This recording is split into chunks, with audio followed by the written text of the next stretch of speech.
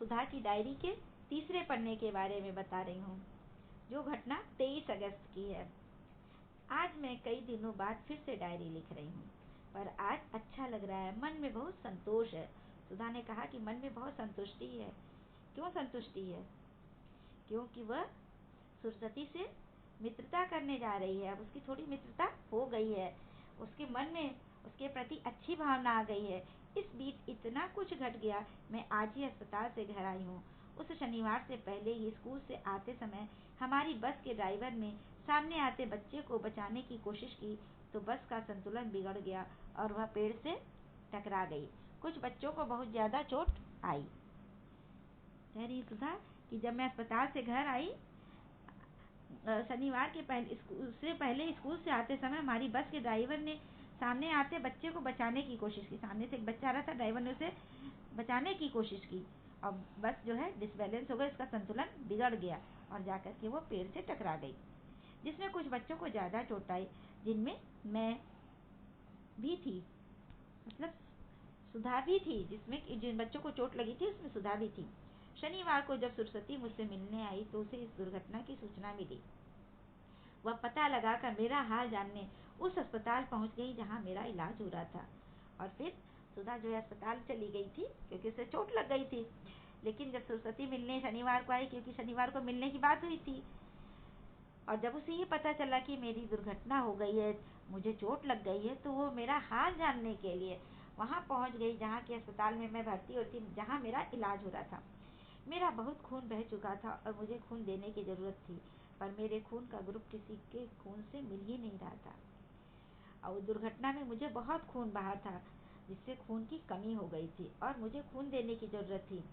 और डॉक्टर ने कहा कि इसे खून की आवश्यकता है, लेकिन उस ग्रुप का खून नहीं मिल रहा था।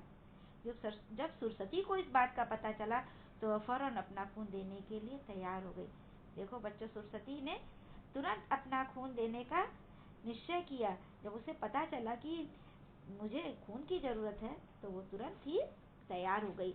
यह भी अजीब सा संयोग था कि सरस्वती का खून मेरे खून से मिल गया था।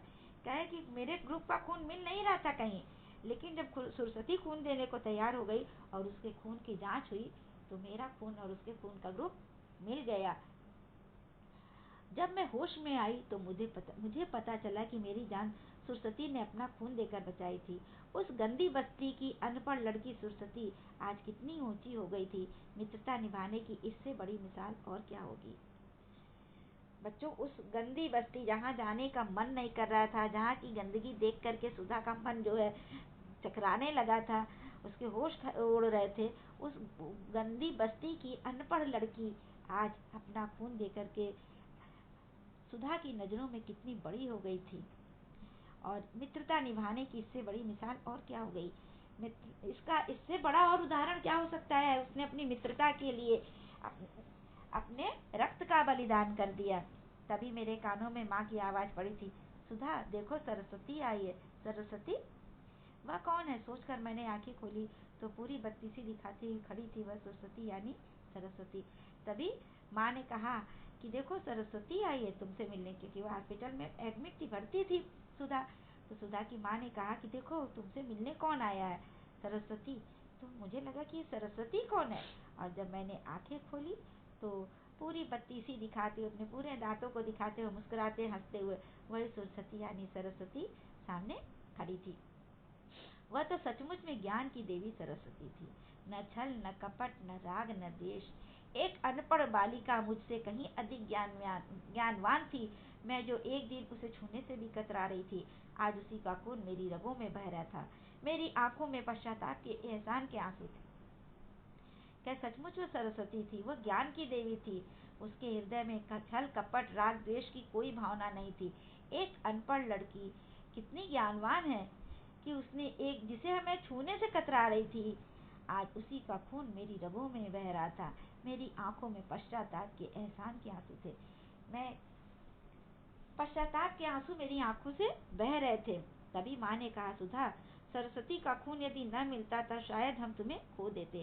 तभी माँ ने कहा कि सुधा सरस्वती का खून अगर न मिलता तो शायद हम तुम्हें खो देते, मतलब तुम्हारी जान चली जाती और फिर तुम इस दुनिया में न रहती, हम तुम्हें खो देते। सरस्वती के रूप में आज हमें दूसरी बेटी मिली है।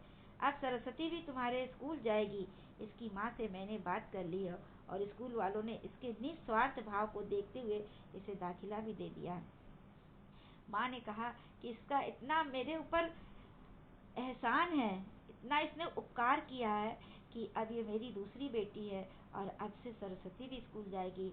इसकी माँ से मैंने बात कर ली है और इसके निस्वार्थ मतलब बिना स्वार्थ भाव को देखते हुए स्कूल वालों ने इसे दाखिला दे दिया, मतलब इसका एडमिशन हो गया है। मेरी आंखों से आंसू बहने लगे थे। मैं सरस्वती का स्पर्श पाकर अत्यंत अपनापन महसूस कर रही थी। सुधा ने कहा कि मैं अपनापन महसूस करने लगी। मैं सरस्वती का स्पर्श पा करके, सरस्वती को स्पर्श करके मेरी आंखों से आंसू बहने लगे। उसके उपकार को मैं कभी नहीं भूलूंगी। ऐसी मित्रता, सच्ची मित्रता इसी को कहते हैं बच्चों, कि उसने अपने मित्र के लिए अपने रक्त का बलिदान कर दिया, अपना खून दे दिया और इस प्रकार से सुधा और सरस्वती में अच्छी मित्रता हो गई। सुधा की माँ ने सरस्वती को अपनी दूसरी बेटी मानकर उसका ऊपर भी उपकार किया, क्योंकि उसके बदले में सरस्वती ने अपना खून दिया था। इस प्रकार से यह कहानी हमें क्या शिक्षा देती बच्चों, कि गरीबी अमीरी ऐसा कुछ भी भाव नहीं मान्य होना चाहिए। अच्छे भाव, त्याग, बलिदान, प्रेम की भावना होनी चाहिए। हृदय में छल, कपट, राग, द्वेष नहीं होना चाहिए। जैसा कि देखो सरस्वती कितनी अच्छी थी, इसीलिए तो उसका नाम ज्ञान की देवी सरस्वती हो गया, कि बिना पढ़ी लिखी अनपढ़ लड़की, इतना बड़ा उपकार। चलो बच्चों, अब मैं आपको गृह कार्य दे रही हूँ। गृह कार्य देने के पूर्व मैं आपको पुनः पढ़ा दूं पाठ, कि यह पाठ डायरी शैली में लिखा गया है। पाठ में विद्यालय की कक्षा अध्यापिका अपनी कक्षा के विद्यार्थियों को मैत्री दिवस के अवसर पर एक ऐसी बस्ती में ले जाती हैं जहां लोग गरीबी में रहते हैं। इस पाठ में कक्षा अध्यापिका बच्चों को मैत्री दिवस, मित्रता का दिवस, जिसको आप लोग फ्रेंडशिप डे बोलते हैं, उस दिन एक सभी बच्चों को लेकर के एक ऐसी बस्ती में जाती हैं जहाँ लोग गरीबी में रहते हैं। वहाँ के बच्चे पढ़ने नहीं जाते हैं क्योंकि बहुत गरीब होते हैं, और अगर मान लो पढ़ाई शुरू भी करते हैं तो बीच में उनकी गरीबी उनको पढ़ने नहीं देती है, बीच में उनको अपनी पढ़ाई छोड़नी पड़ती है। कक्षा अध्यापिका ने यह सब बताते हुए सभी विद्यार्थियों से एक एक मित्र बनाकर उन्हें शिक्षा के लिए प्रेरित करने का आग्रह किया। तब कक्षा अध्यापिका ने वहाँ कहा बच्चों से, हम लोगों से, कि तुम लोग एक एक मित्र बना लो, इन बस्ती के बच्चों को एक एक को अपना मित्र बना लो और फिर उन्हें पढ़ाई के लिए प्रेरित करो कि स्कूल जाना अच्छा होता है, पढ़ाई अच्छी होती है, शिक्षा से हम आगे बढ़ते हैं। उत्सुक होकर सरस्वती नाम की एक लड़की सुधा के पास आई और उसने उसका नाम पूछकर मित्र बनने की इच्छा व्यक्त की। तो इसी में एक सरस्वती नाम की लड़की सुधा के पास आई और उसने कहा कि क्या आप मुझे अपना मित्र बनाएंगी। अब मैं आपको गृह कार्य में पहला प्रश्न है कि शब्दों के अर्थ लिखना है।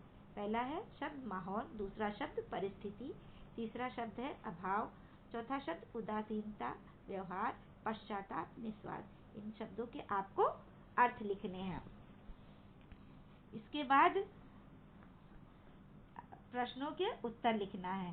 पहला प्रश्न है अध्यापिका बच्चों को लेकर कहाँ गई थी। दूसरा प्रश्न है सरस्वती कौन थी, वह कहाँ रहती थी। तीसरा प्रश्न है अध्यापिका बच्चों को लेकर उस बस्ती में क्यों गई थी। चौथा प्रश्न है सुधा की जान बचाने के लिए सरस्वती ने क्या किया। इस प्रकार बच्चों मैंने आपको गृह कार्य दे दिया।